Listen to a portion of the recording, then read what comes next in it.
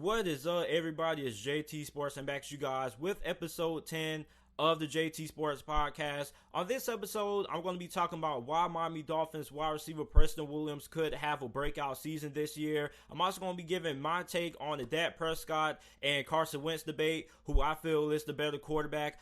Then I'm going to be previewing the Carolina Panthers wide receiver position for this upcoming NFL season. Also going to be talking about how good will the Atlanta Falcons offense be this year, and what role will rookie Lynn Bowden have in the Las Vegas Raiders offense. And lastly, will the San Francisco 49ers suffer from the infamous Super Bowl hangover?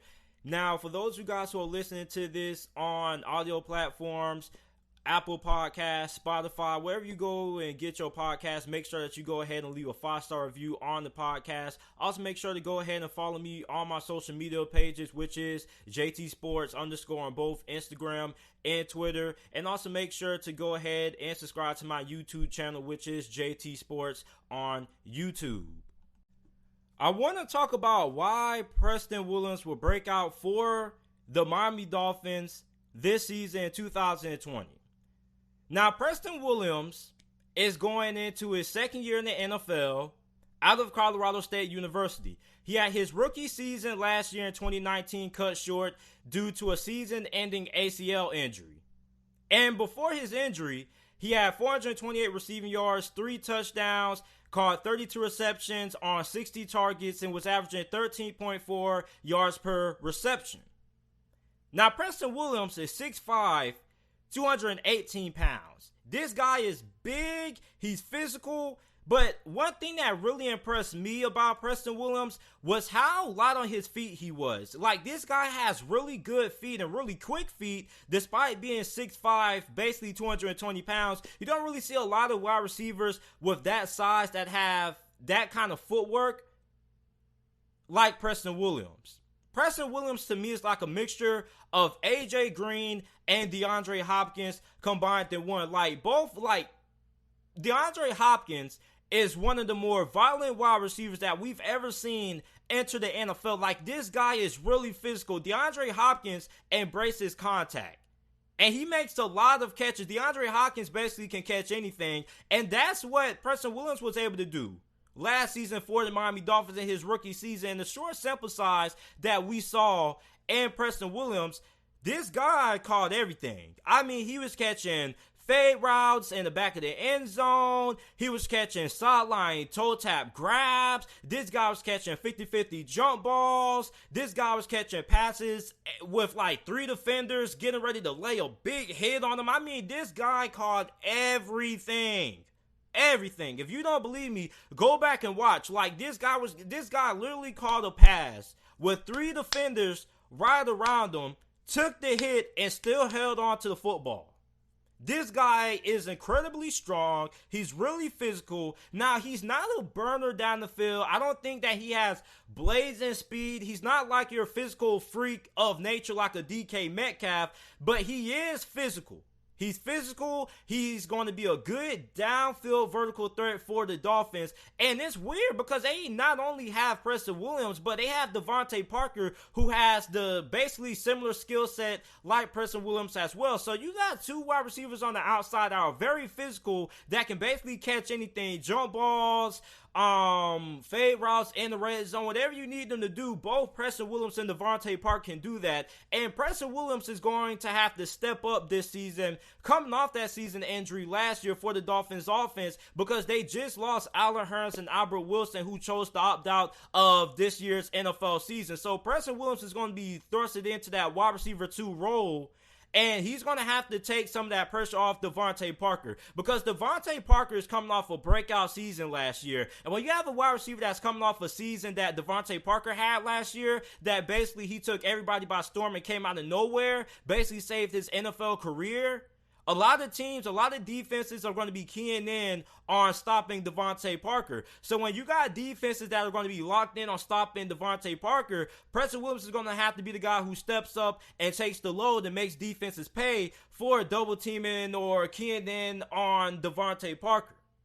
And Preston Williams, like I said, reminds me a mixture of AJ Green and DeAndre Hopkins because of how physical he is. Like I said, like this guy catches everything.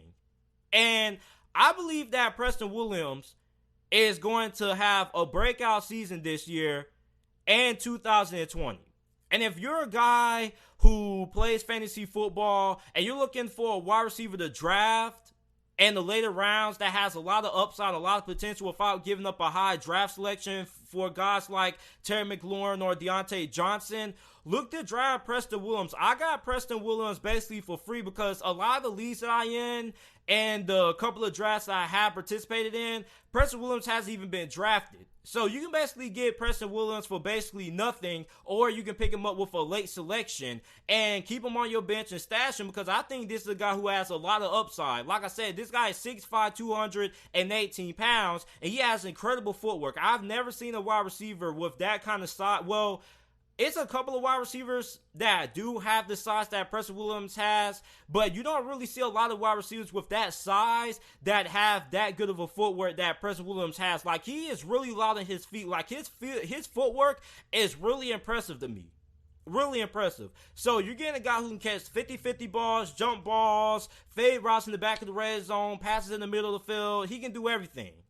And for him, he is going to have a big season this year for the Dolphins. I think he could probably have like a Mike Williams kind of season. Mike Williams had a quiet season for the Chargers last year. He had like over 1,000 yards. And I think Preston Williams could be in for that kind of season. I think Preston Williams could have around 900, 1,000 yards. I think he's going to have at least 7 touchdowns. He's probably going to have I think he'll be between 70 and 80 receptions this season because of him basically being the wide receiver number 2 with Albert Wilson and Allen Hurns choosing to opt out. So, I mean, I'm really interested in watching Preston Williams this season. I actually have him on a couple of my fantasy football squads, and I'm expecting a lot of big things out of Preston Williams and this Miami Dolphins offense this season in 2020.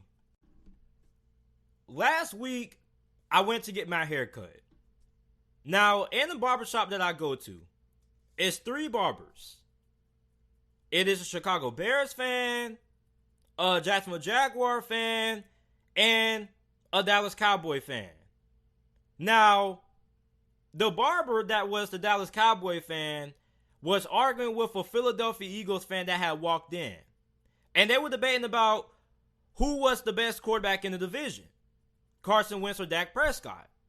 And the Dallas Cowboy fan said that Dak Prescott's a better quarterback than Carson Wentz because he had better stats. And me and the Philadelphia Eagles fans were trying to say that, no, Carson Wentz is the better quarterback because Carson Wentz took the Philadelphia Eagles to the playoffs with a banged-up group of wide receivers. They basically had guys off the street playing wide receiver. Their best wide receiver to end the season was Greg Ward Jr., who played in the now defunct Alliance of American Football League, aka the AAF, and tight end Zach Ertz, who is one of the best tight ends in the NFL, and that's pretty much it. Zach Ertz was Carson Wentz's best target. He also had off the line that wasn't as good as what it typically is due to also suffering injuries. So Carson Wentz took and basically carried a Philadelphia Eagles offense that was depleted with injuries and still got them to the playoffs. Meanwhile, Dak Prescott and the Dallas Cowboys missed the playoffs and underachieved despite having one of the best offensive lines in football, throwing to Amari Cooper, Randall Cobb, and Michael Gallup.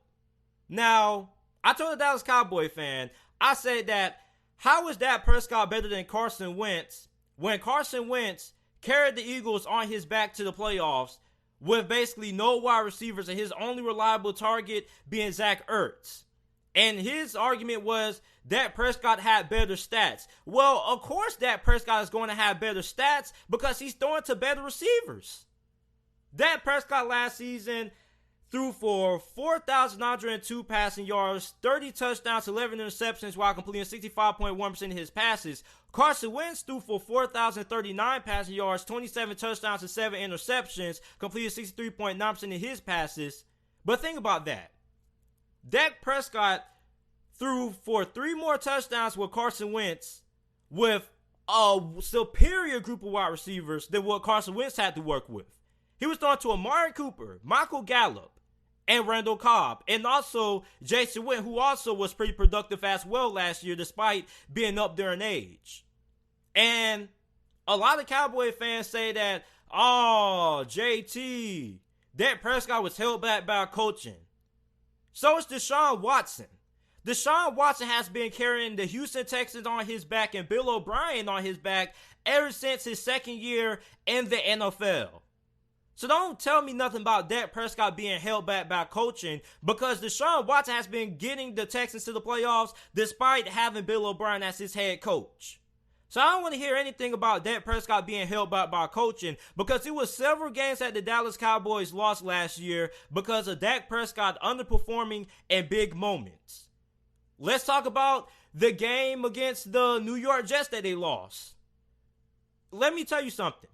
If you consider Dak Prescott a top 10 quarterback, it's no reason why he should be losing to quarterbacks like Sam Darnold and Teddy Bridgewater. Teddy Bridgewater was a backup quarterback for the New Orleans Saints. No offense to Teddy Bridgewater, but if you're a top 10 quarterback, you should be able to win those matchups. And he lost that game due to not coming up in big moments for the Dallas Cowboys. Another good example is when they lost to the New England Patriots. Dak Prescott had the ball in his hands to a chance to win the game for the Dallas Cowboys, and he missed a couple of big throws that drive. And as a franchise quarterback, when the ball is in your hands, you got to be able to seal the deal and win the game. Meanwhile, Carson Wentz made several big plays for the Philadelphia Eagles in the fourth quarter with the game on the line, despite not throwing to a great group of wide receivers, only having Zach Ertz as his only number one option and having a depleted group of basically offensive linemen that were blocking for him. Not to mention, he didn't have Ezekiel Elliott, who rushed for 1,400 yards last season. So he didn't have that good of a ground game that Dak Prescott had. And despite all that, Carson Wentz was able to overcome not having as talented of a team that Dak Prescott had and still got the Eagles to the playoffs. Meanwhile, Dak Prescott missed the playoffs with the better supporting cast around him. Now, let me ask you something. Which one would you prefer? Would you prefer a quarterback who did more with less, or a quarterback who did less with more? Carson Wentz took the Eagles to the playoffs with nobody's playing wide receiver and Zach Ertz and a depleted group of offensive linemen. But Dak Prescott had a fairly healthy offensive line, Zeke in the backfield, and a talented group of wide receivers, and still couldn't get the Cowboys to the playoffs. And for those of you guys who say coaching, I'm going to say, look at Deshaun Watson. Deshaun Watson has been carrying the Houston Texans on his back ever since he got drafted there. Year two, Bill O'Brien isn't a good coach. The defense, Houston hasn't had a good defense in years. So, I mean, you can blame the coaching all you want to, but there's several games that the Cowboys lost last year because of Dak Prescott.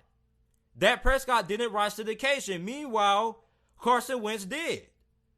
If Carson Wentz was on the Dallas Cowboys last season, the Dallas Cowboys probably would have had a 11-5 or 12-4 record and would have made the playoffs.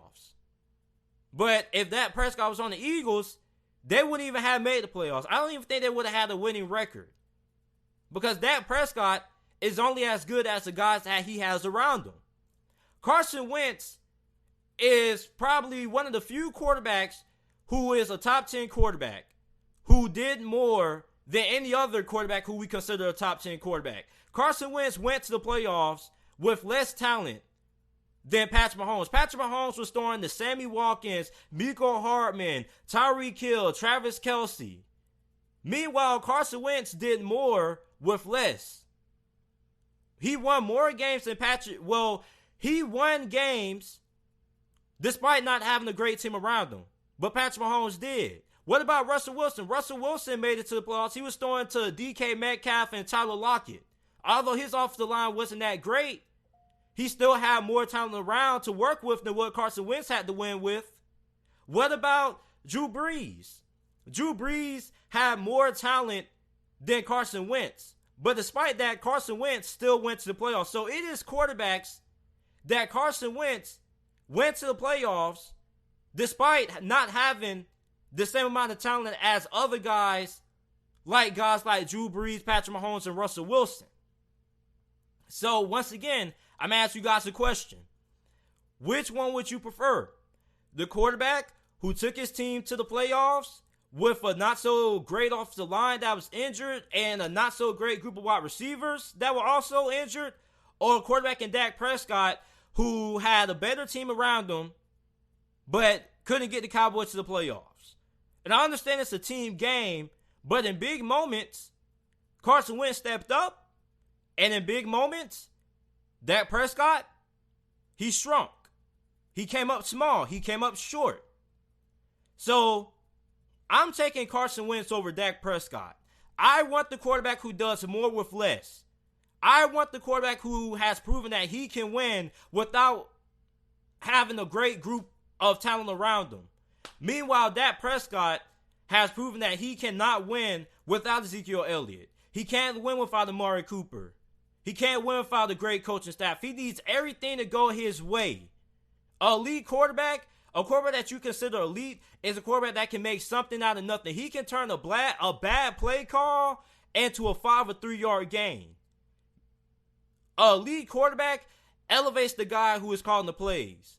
Meanwhile, a quarterback who is considered elite, that's considered average to above average, is only as good as the talent that he has around him, and is only as good as the guys who is calling the plays. Now, give it, Dak Prescott's a little bit more athletic, even though Carson Wentz is pretty athletic as well. But at the end of the day, all around, Carson Wentz is a better quarterback. He did more with less. Carson Wentz was able to make it to the playoffs despite not having the talent that guys like Aaron Rodgers, Drew Brees, Patrick Mahomes, and Russell Wilson had. So Carson Wentz, in my opinion, is a better quarterback than Dak Prescott. So for my next topic, I'm going to be previewing the Carolina Panthers wide receiver position for 2020. Now, all of the wide receivers that I'm about to preview and go over are on the roster as of August 8th. I believe that the Carolina Panthers have an underrated group of wide receivers. These wide receivers are really good after the catch, which is a big reason why I think Joe Brady is a perfect fit as the offensive coordinator for the Panthers.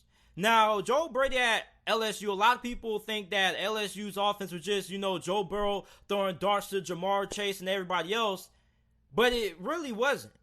I mean, yeah, he had like a couple of deep balls thrown in there as well, but I mean, the majority of LSU's offense was based around what the wide receivers could do with the ball in their hands after the catch. And you have a group of wide receivers with the Carolina Panthers this season that are all really good after the catch. Now, let's start off with DJ Moore. DJ Moore last year was the best wide receiver on the Carolina Panthers roster. He had 1,175 receiving yards, 87 receptions, 4 touchdowns, was averaging 13.5 yards per reception, and was targeted 135 times. Now, DJ Moore, in my opinion, is the wide receiver number 1 on the Carolina Panthers team. He can do everything. He's a good deep threat. He can catch the underneath routes. He can also make things happen with the ball in his hands. I think DJ Moore is the wide receiver number 1 in Carolina. And I think that DJ Moore is only going to have a better season this year than he had last year because, everybody was held back with the quarterback play in Carolina last year with Will Grier, Kyle Allen. So I think with Teddy Bridgewater at the helm, we're going to see an even more productive season out of DJ Moore in 2020 than what we saw in 2019. Next up, we got Curtis Samuel. Now, Curtis Samuel is the second best wide receiver on the Panthers team. And last year, he had 627 receiving yards, 54 receptions. He had 6 touchdowns and was targeted 105 times. Now, I believe that Curtis Samuel is the second best wide receiver behind DJ Moore, but he is the best wide receiver on this team in terms of pure playmaking ability. Curtis Samuel is a wide receiver, but has the build of a running back. He's basically a running back playing wide receiver. So he is really good with the ball in his hands. Like he's strong, he's powerful. I think he's the best wide receiver on this roster that the Panthers have that's good at making things happen after the catch. He can turn a 5-yard, 3-yard pass into a 60-yard touchdown. He is the most athletic wide receiver on this team. And I think that Curtis Samuel is a guy who I think he's probably going to have around 800 receiving yards this year. He'll probably end up leading the Carolina Panthers in touchdowns this season. He'll probably have about 7-6 touchdowns, probably around the similar number he had last year. And I think that Curtis Samuel is really solid. I think he has potential to take that next step up. A lot of people around this time last year were saying that Curtis Samuel was going to emerge as the best wide receiver on the Carolina Panthers roster. And that didn't quite happen because, getting held back by the quarterback position and things like that. And DJ Moore kind of came out the best wide receiver in Carolina. So I believe Curtis Samuel is going to be the second best wide receiver on the Carolina Panthers this season. Next up, we have Robbie Anderson. Now, Robbie Anderson was picked up in free agency by the Carolina Panthers. And a lot of Panthers fans were saying, how does he fit in this offense?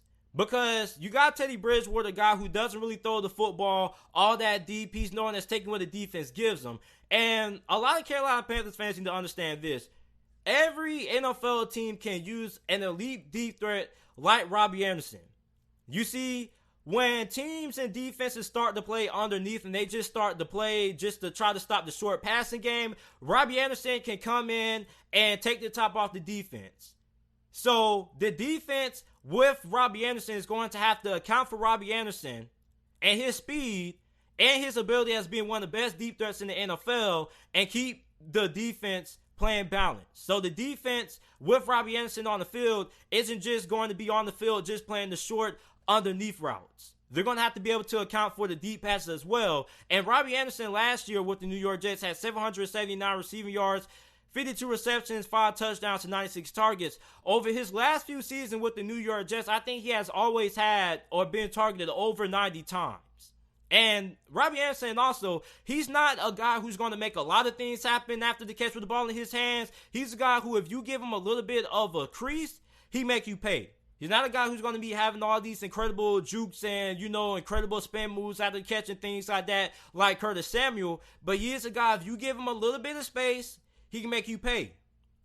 Now we move on to some more of the unknown guys. A lot of you guys who may not be familiar with Pharoh Cooper. Pharoh Cooper is basically a good returner. I don't really see him having that big of an impact in this Panthers offense. In 2019, he spent like one game with the Cincinnati Bengals. Then he spent like a good majority of the season with the Arizona Cardinals. And mainly, Pharoh Cooper is just a good returner. Kick returner, punt returner. I don't really think he's going to have that big of a role in this offense. Then you got Seth Roberts. Seth Roberts played for the Baltimore Ravens last year in 2019. Had 271 receiving yards, 21 receptions, 2 touchdowns on 35 targets.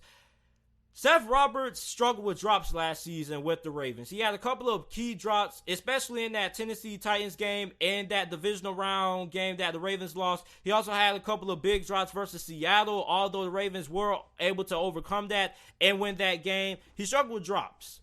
I think that Seth Roberts probably is on this team for like veteran leadership and more at depth.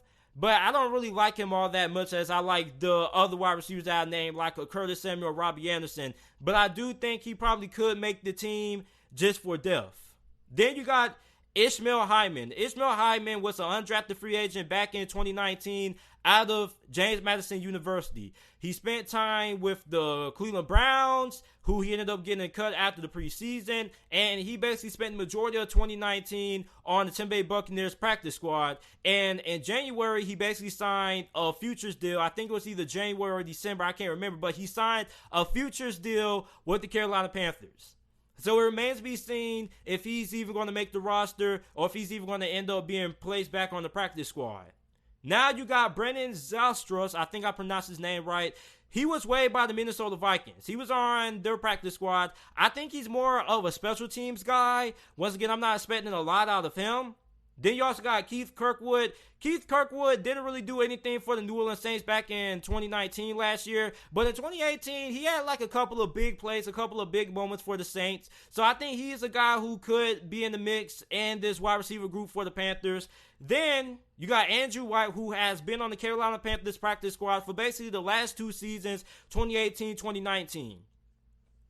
And a guy that I'm about to mention that I'm really high on, that a lot of you Carolina Panthers fans need to be keeping your eye on, is rookie Omar Bayless undrafted free agent out of Arkansas State.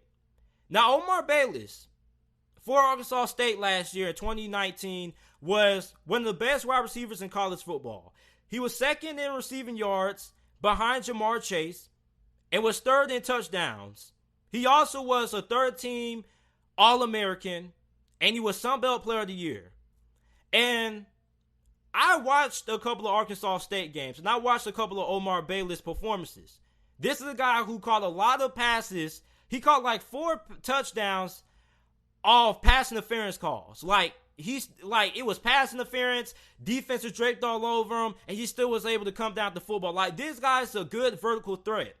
And a lot of Panthers fans are asking, how did he go undrafted?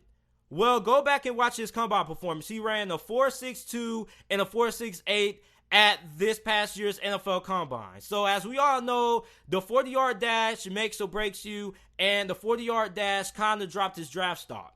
And he also doesn't really have a lot of agility. Like, he's faster in game. He just has good straight line speed, but a lot of his routes and stuff like that, he isn't really the fastest guy. He isn't really the fastest guy when it comes to changing direction, things like that. His route running are kind of slow when he's running some underneath routes, like dig routes, drag routes, things like that are kind of ran a little bit slow. But overall, he has great hands. I think he has potential to make this Carolina Panthers roster. I do think that he should make this roster. I think he has an above average chance. I think he has a better chance of making the roster than a guy like Farrell Cooper does or Brendan Zustra. So, I mean, keep your eye on Omar Bayless. Then the last guy you have Trevante Heights, who is an undrafted free agent out of TCU.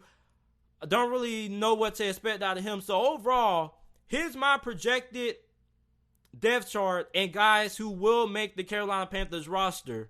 My prediction: DJ Moore, wide receiver number 1. Curtis Samuel, wide receiver number 2. Robbie Anderson is going to be the third best wide receiver. Then I think Omar Bayless makes the team. Think he's going to end up being the 4th best wide receiver on the roster if he does make it, which he should. Seth Roberts, you got to have him on.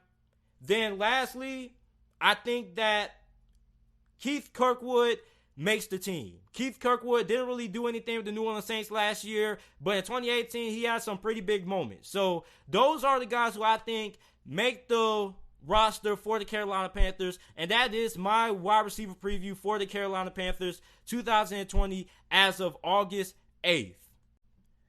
The Las Vegas Raiders have a young rookie on their roster named Lynn Bowden. Lynn Bowden was my favorite NFL prospect coming out of this year's draft. He was drafted in the 3rd round of this past year's 2020 NFL draft by the Las Vegas Raiders out of the University of Kentucky. And coming into the draft, he had a really interesting story. So in 2019, he started out as the wide receiver for the Kentucky Wildcats. But then he was asked to become their quarterback for the rest of the season when their starting quarterbacks, their first-string quarterback and their backup quarterback went down due to injuries. So he was a wide receiver who basically had to get converted to quarterback and was able to take the Kentucky Wildcats football team to a bowl game in which he threw a game-winning touchdown to win. And the question going in with Lynn Bowden heading into the NFL draft during the draft process was, what position will Lynn Bowden play in the NFL? You got a guy who can play wide receiver, he can play quarterback. How do you use him? He has all kinds of athleticism. He's really talented. And the question with the Las Vegas Raiders is going to be, how will they utilize Lynn Bowden? Now, an article I came across a couple of days ago by the Raiders Wire said that Lynn Bowden could potentially be taking snaps at quarterback this season.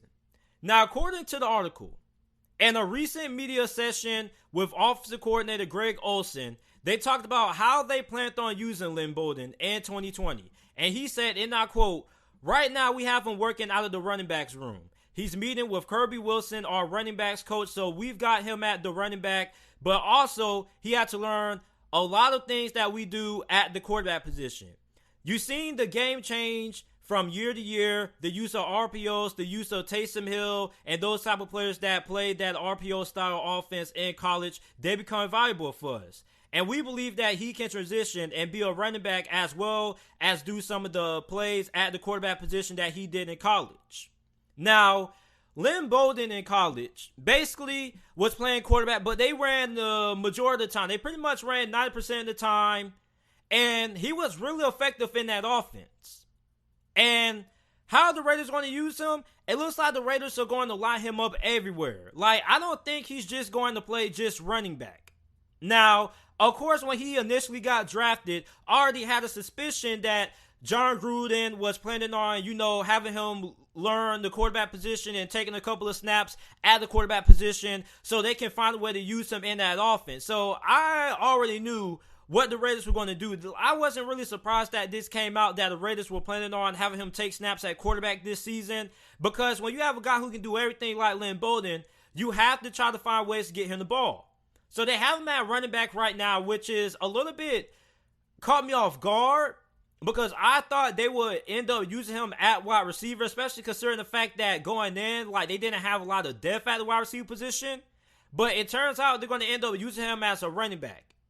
And not only if he's able to learn the running back position, but I mean, you can not only use him as a running back, but you can line him out wide. Then they're probably going to use him in wildcat situations. He's probably going to run some RPOs because he throws a pretty nice ball.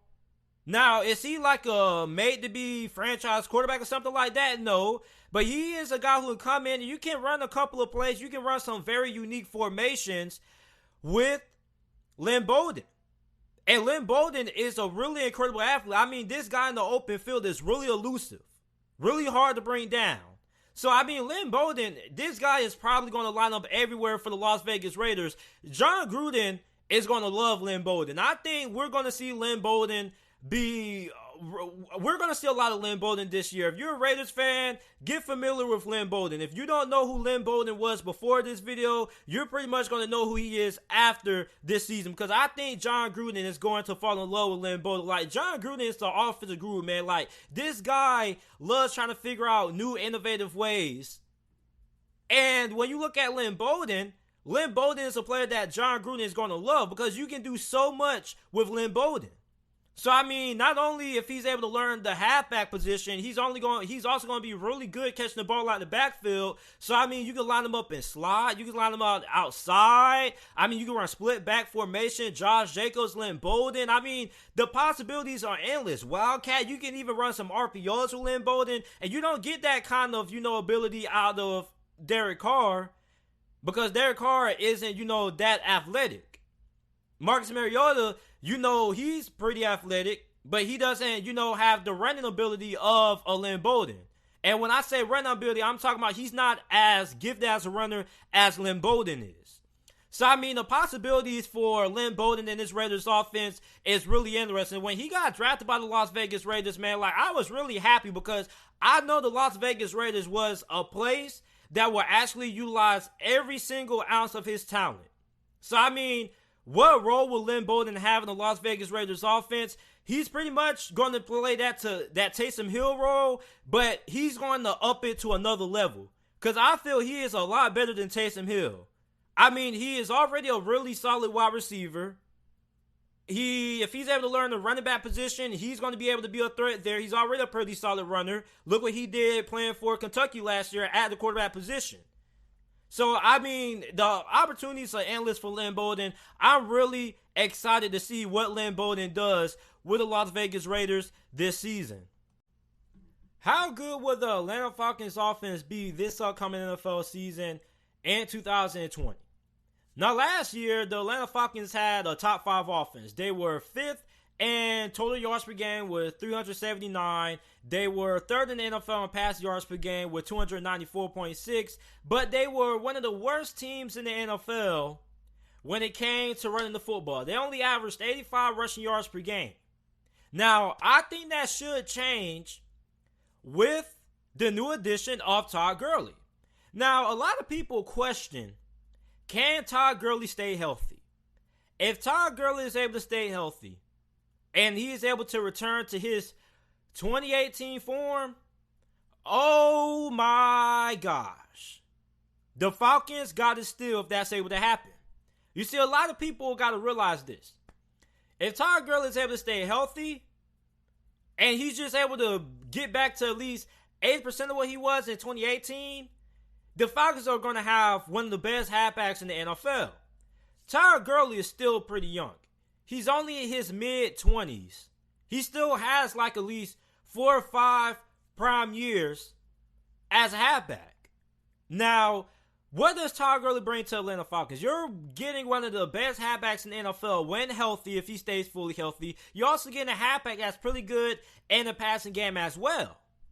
Now, when you look at this Falcons team overall, I mean, this offense is stacked with talent. Like, I think they have like 11 out of 12 of their starters have been first-round picks or some crazy number like that, either 10 or 11. It's some crazy number like that. So, Atlanta Falcons have a lot of talent.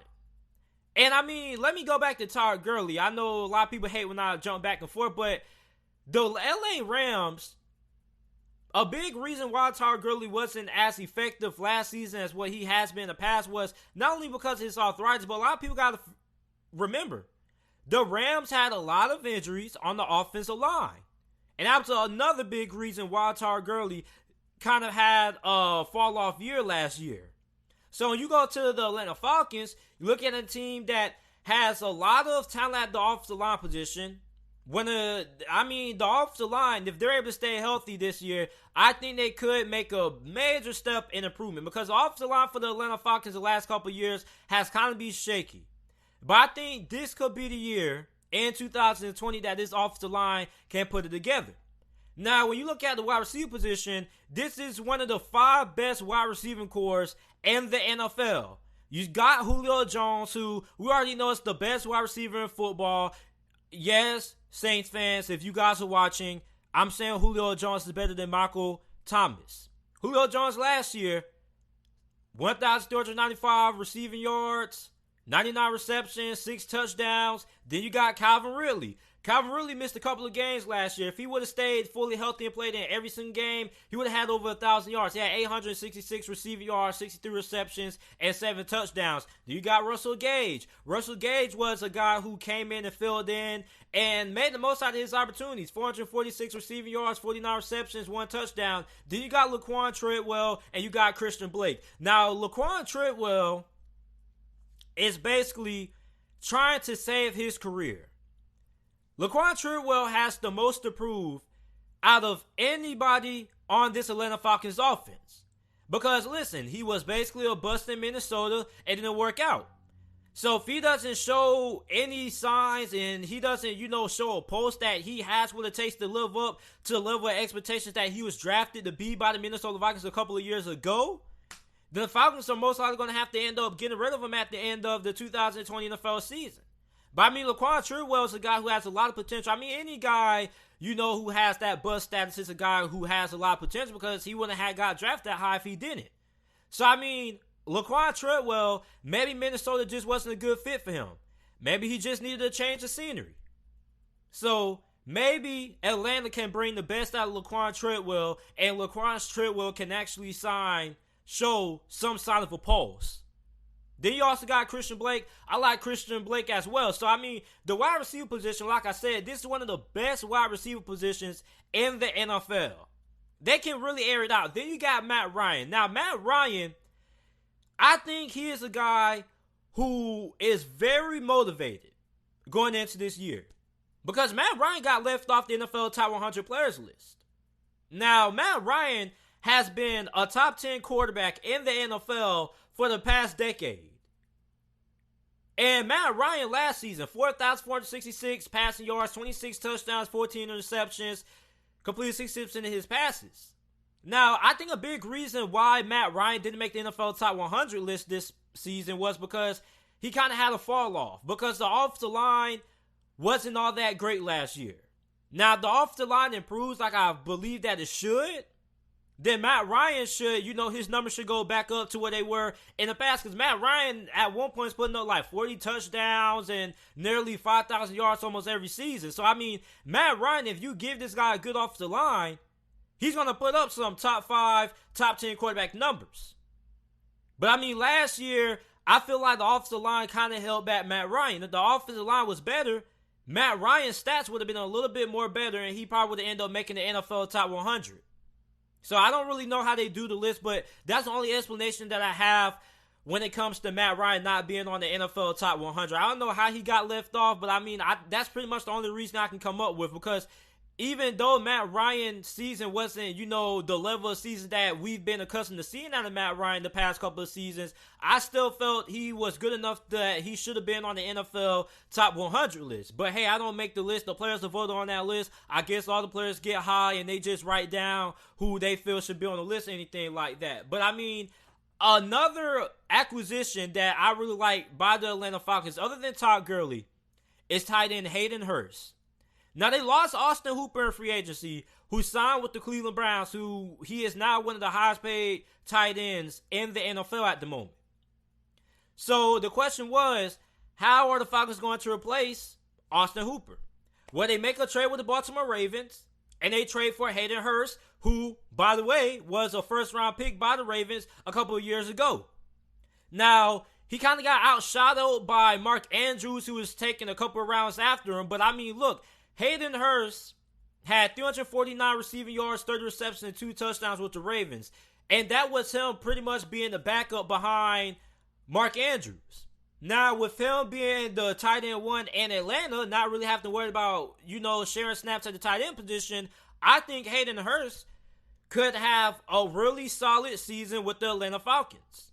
Because although they do have a talented wide receiver core, they got Julio, you got Calvin Ridley, I think the tight end position is a really important part of this Falcons offense. It's always good to have a safety blanket on third down. And that's what I believe Hayden Hurst can be. And Hayden Hurst is also super athletic. Hayden Hurst was one of the most athletic tight ends coming into the NFL when he got drafted by the Ravens. So, I mean, Hayden Hurst has a ton of potential and a ton of upside, and I'm really interested and I'm really excited to see what he does for the Atlanta Falcons. In fact, I actually have him on 2 of my fantasy football squads right now as my starting tight end. So now, the biggest question when it comes to this Atlanta Falcons offense and his team is pretty much the offensive line. The offensive line last year, like I said, it was rough. How good is the offensive line going to be this year? So the offensive line is able to be better than what they were last season. This offense should once again not only be a top 10 offense, but it could be one of the best offenses, if not the best offense in the NFL. It is tons of talent. If nobody gets hurt and everybody stays healthy, I think this Falcons offense is going to be a big reason why they're going to end up making it to the playoffs. And a lot of people already made a video a couple of months ago. It was a poor video. Like, I apologize that I didn't, I could have did better research in that video. But the Atlanta Falcons are a team that a lot of people are kind of sleeping on. If that defense actually shows up and they're able to stay healthy, and it's like at least a top 20 defense, and this offense doesn't have any significant injuries, then the Atlanta Falcons are a really scary team to watch. The Atlanta Falcons, with the talent that they have on this team, it should be no reason why they missed the playoffs this season. I mean, this Atlanta Falcons team has a lot of talent. And the 2 guys I'm really excited about watching this year for this Falcons offense is Todd Gurley and Laquan Treadwell. Both guys are looking to prove something. Todd Gurley's looking to prove that he still has what it takes and that he's still a premier back in the NFL after being released by the Los Angeles Rams. And Laquan Treadwell is just, fighting for his NFL career. Because if it doesn't work out in Atlanta, his NFL career is pretty much done. Now, for my last topic of the day, will the San Francisco 49ers suffer from the infamous Super Bowl hangover? Now, basically what the Super Bowl hangover is basically the team that loses in the Super Bowl, they have a down year. They don't make the playoffs. They just, they underachieve. A good example is the Carolina Panthers back in 2015. They went to the Super Bowl. They lost to the Broncos, and they didn't make it to the playoffs after that. Or more recently, the Los Angeles Rams. They lost to the New England Patriots in the Super Bowl in 2018, and they didn't make it to the playoffs last year in 2019. But I don't think the 49ers are going to suffer that same fate. And to be quite honest with you, I wouldn't be surprised if we see the 49ers right back in the Super Bowl this season. Because the 49ers, you see, the Super Bowl hangover, I think a lot of people just put too much, into things like this. Because not every team that's lost in the Super Bowl has suffered a hangover. I mean, Seattle lost to the Patriots in the Super Bowl, and they were perfectly fine. I mean, New England lost to the Philadelphia Eagles in the Super Bowl, and they went right back the following year. So, I mean, I think the Super Bowl hangover is just some more overrated media crap that they just come up with to find some more things to talk about. The 49ers, I would be extremely surprised if the 49ers do not make it to the playoffs this season. Like, I would be incredibly surprised. I mean, you can make the argument to say that this 49ers team is better than last year's team. Now, they got rid of DeForest Buckner. You trade him. What do you get in return? Oh, you turn that pick into Javon Kinlaw. So basically, Javon Kinlaw is DeForest Buckner 2.0. He's just younger and has a cheaper deal. Then you already got D Ford. You got Nick Bosa. You got Arik Armstead. You got Fred Warner. You got Quan Alexander. You got Richard Sherman. I mean, you got a really talented defense. You still basically have the same defense from last year aside from a few adjustments. Then on the offense side of football, you got Jimmy Garoppolo at quarterback. And I already stated this in my video that I made about why the 49ers will win the NFC West this year. Jimmy Garoppolo, I feel, gets too much criticism. Jimmy Garoppolo, think about what the 49ers were before Jimmy Garoppolo arrived. They weren't really good. Jimmy Garoppolo arrives. Oh, they have an incredible stretch to end the season. His first year under the 49ers offense. Then what happens in year 2? Oh, he suffers a season-ending injury, and the 49ers, they end up having a high draft pick, and they end up drafting Nick Bosa. But then what happens after Jimmy Garoppolo comes back? He's fully healthy. Oh, the 49ers go from being one of the worst teams in the NFL to going to the Super Bowl. So, I mean, Jimmy Garoppolo has to be some kind of good if he's able to take a 49ers team that didn't make it to even the playoffs last year, that wasn't even that good. Then he comes back, and now they have all this success. And then in the Super Bowl, like I've said this whole entire offseason, Jimmy Garoppolo didn't play bad. He played a really good first 3 quarters. The thing was, in the fourth quarter, he just couldn't make the big plays when the game was on the line. The fourth quarter, he just had a meltdown.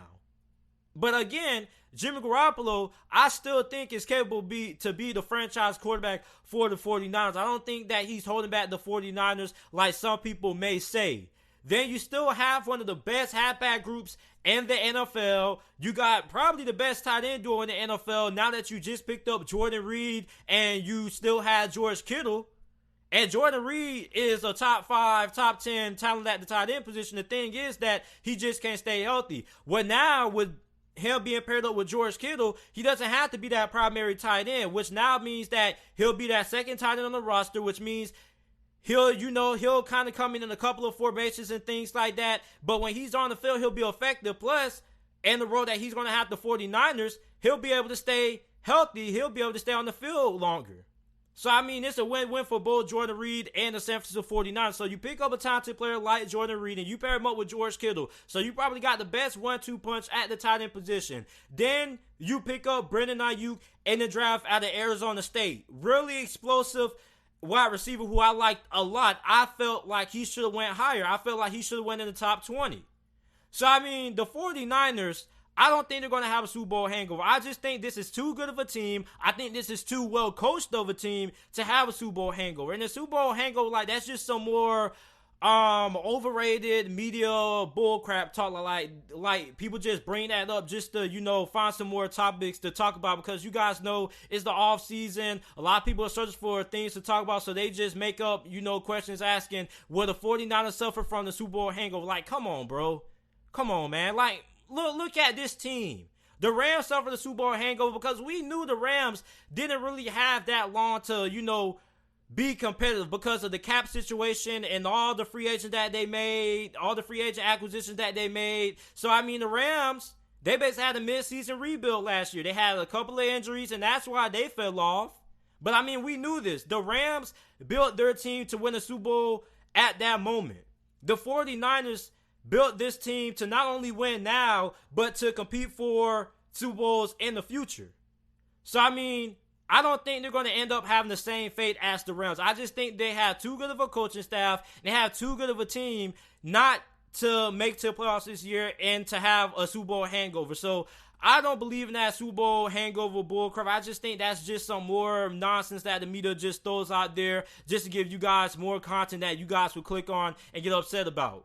But this is it for episode 10 of the JT Sports Podcast. I appreciate you guys for listening wherever you guys may be listening to this on. Apple Podcasts, Spotify Podcasts, YouTube, wherever you guys are listening to. But make sure if you guys are listening to this on Apple or Spotify that you go ahead and subscribe to the podcast, that you guys go ahead and leave a 5-star review on the podcast. I greatly appreciate it. Also, make sure that you guys go ahead and follow me on Instagram and Twitter, which is JT_Sports. And if you're listening to this on audio platforms, that you guys go ahead and subscribe to my YouTube channel on YouTube, which is JT Sports. And I appreciate you guys for listening and watching it.